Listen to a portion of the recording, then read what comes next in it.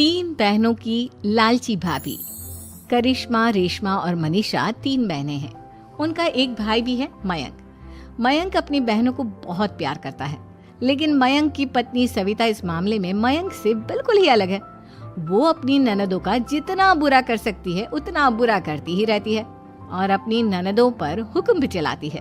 करिश्मा, करिश्मा, तुमने अभी तक नाश्ता नहीं बनाया? तुम्हारे भैया को ऑफिस जाने में देर हो रही है। हाँ भाभी, बस अभी बनाती हूँ। करिश्मा, तुम ये ढीलापन छोड़ दो। कल को पराये घर जाना है। वहाँ अगर तुम इस तरह से काम करोगी तो लोग क्या कहेंगे कि माँ ने और भाभी ने कुछ सिखाया नहीं। और तुम्हारी दोनों बहनें कहाँ हैं? रेशमा मार्केट गई है और मनीषा सो रही है। क्या? सुबह के 8 बज रहे हैं और ये महारानी अभी भी सो रही है? ये कहते हुए सविता अपनी सास दुर्गा देवी के पास जाती है। माँ जी, देख रही हो अपनी बेटियों के तौर तरीके? क्या हुआ बहू, सुबह सुबह क्या कर दिया मेरी बेटियों ने? अरे एक तो अभी अभी उठकर किचन में गई है, दूसरी सुबह सुबह बाहर चली गई और तीसरी अभी तक सो रही है। क्या करूं मैं इन तीनों का, मैं तो परेशान हो गई हूँ। जा जाकर उठा उसे और रेशमा से मैं बात करती हूँ। सविता सीधा मनीषा के कमरे में जाती है और उससे कहती है, महारानी जल्दी उठो, सूरज सर पर आ गया है। भाभी थोड़ी देर और सोने दो ना, मैं रात को लेट सोई थी। वो क्या है ना, यूनिट टेस्ट चल रहे हैं। शराफत से उठती है या नहीं, या फिर पानी की भरी बाल्टी डालूं तेरे ऊपर?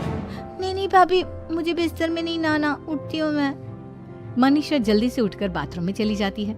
सभी आराम से बैठकर नाश्ता कर रहे होते कि तभी रेशमा बाजार से हाथ में सामान लिए आ जाती है। रेशमा को देखते ही सविता उस पर बरस पड़ती है। लो, आ गई महारानी।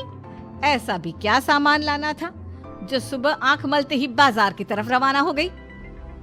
भाभी, कल आप ही तो चीख रही थी कि घर का सारा सामान मुझे ही लाना पड़ता है, घर में किसी को भी किसी काम से कोई लेना देना नहीं है।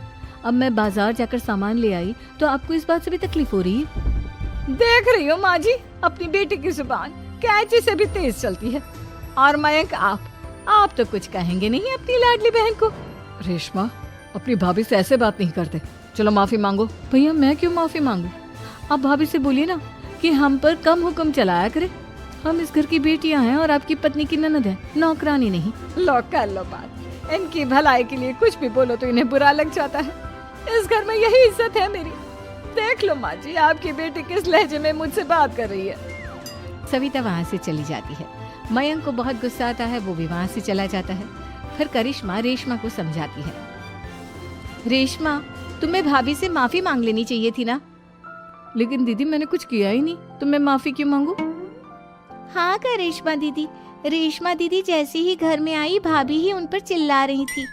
हाँ, मैं मानती हूँ कि गलती भाभी की थी। मैं तो इसलिए बोल रही हूँ कि भाभी ने माँ को तो पूरी तरह अपने वश में कर लिया है। वो हमारी बात सुनती ही नहीं। मयंक भैया हमारे लिए हमेशा खड़े रहते हैं, इसलिए उनकी बात का मान तो तुम्हें रखना चाहिए था ना। कोई फायदा नहीं दीदी, कुछ दिनों की बात और है, भाभी उन्हें भी हमारे खिलाफ भड़का देंगी।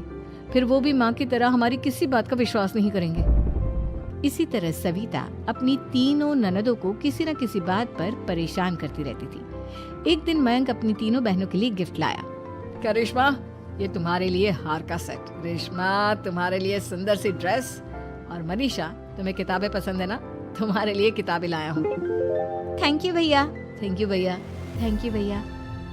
करिश्मा, तुम्हारा नेकलेस कितना सुंदर है। ये भैया कहाँ से ले आए होंगे? मैंने भैया को 3 दिन पहले फोन पर ये डिजाइन दिखाया था और आज भैया ये ले आए। सविता तो अपनी ननदों के गिफ्ट्स देखकर जल गई और करिश्मा का नेकलेस तो उसे भी बहुत पसंद आया था। अपनी बहनों के लिए कितना अच्छा नेकलेस लेकर आए हैं, मुझे कभी कोई गिफ्ट नहीं दिया। मैं आज ही ये हार चुरा लूं। रात में सविता करिश्मा का हार चुरा लेती है और इसी तरह उसे अपनी ननदों की जो भी चीज अच्छी लगती वो उसे मांगती नहीं, बल्कि रात के अंधेरे में चुरा लेती। इसी तरह दिन बीतते गए और सविता ने मयंक के दिल में भी उसकी बहनों के लिए नफरत पैदा कर दी। एक दिन मयंक ने करिश्मा और रेशमा के लिए रिश्ता देखा और ये बात उसने घर में सबको बताई। माँ, करिश्मा और रेशमा के लिए बहुत अच्छा रिश्ता आया है। वो लोग कल इन्हें देखने आ रहे हैं। आप और सविता मिलकर सारी तैयारी कर लेना। ये सुनकर करिश्मा और रेशमा खुश हो जाती हैं, लेकिन सविता सोचती है, अगर इन दोनों बहनों की शादी हो गई तो घर और बाहर का काम कौन करेगा? मनीषा तो एक नंबर की कामचोर है, उससे तो किसी बात की उम्मीद लगाना ही बेकार है। मुझे इस शादी को रोकना होगा। अगले दिन सभी लड़के वालों के स्वागत की तैयारी करने में लगे होते हैं। तभी मयंक अपनी बहनों से आकर कहता है, तैयार हो गई तुम दोनों? देखो दोनों लड़के बहुत अच्छे हैं, मैं कोई कसर नहीं छोड़ना चाहता, इसलिए तुम उनके सामने अच्छे से बिहेव करना और अपनी भाभी से लड़ने मत लग जाना। करिश्मा, तुम वो नेकलेस पहन लो ना जो मैं तुम्हारे लिए लाया था। भैया मैं बहुत देर से वो नेकलेस ढूंढ रही हूँ, लेकिन मुझे मिल ही नहीं रहा। क्या तुमने नेकलेस खो दिया? तुम्हें पता भी है वो कितना महंगा था? तुम कोई काम ढंग से नहीं कर सकती। मयंक गुस्से में वहां से चला जाता है।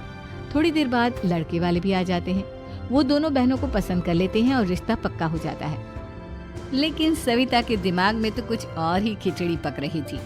वो पंडित जी के पास करिश्मा की कुंडली लेकर जाती है और उन्हें पैसे देकर करिश्मा की कुंडली बदलवा देती है। जब लड़के वालों के पास करिश्मा की कुंडली जाती है तो वो दुर्गा को फोन करते हैं। बहन जी, हमने करिश्मा की कुंडली अपने पंडित जी को दिखाई थी। आपकी बेटी की कुंडली नहीं बल्कि दोषों का पिटारा है।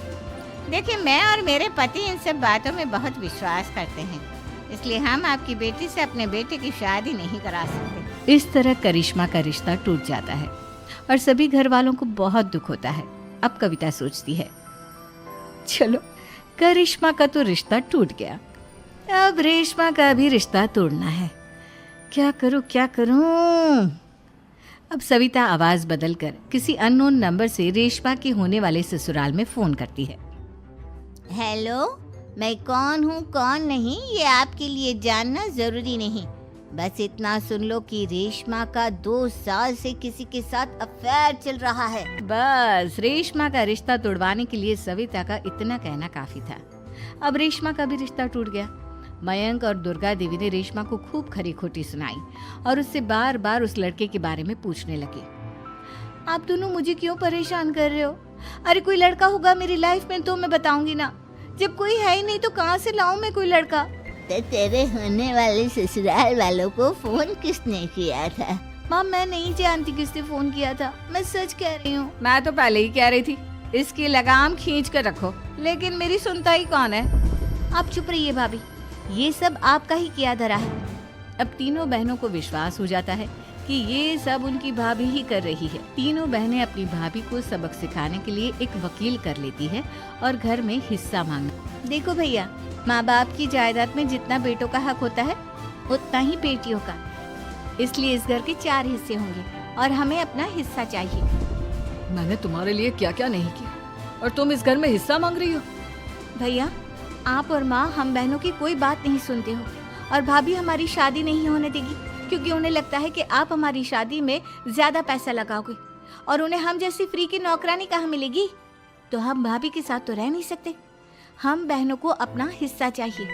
अरे तुम्हें शर्म आनी चाहिए अपने भाभी पर ऐसा इल्जाम लगाते हुए।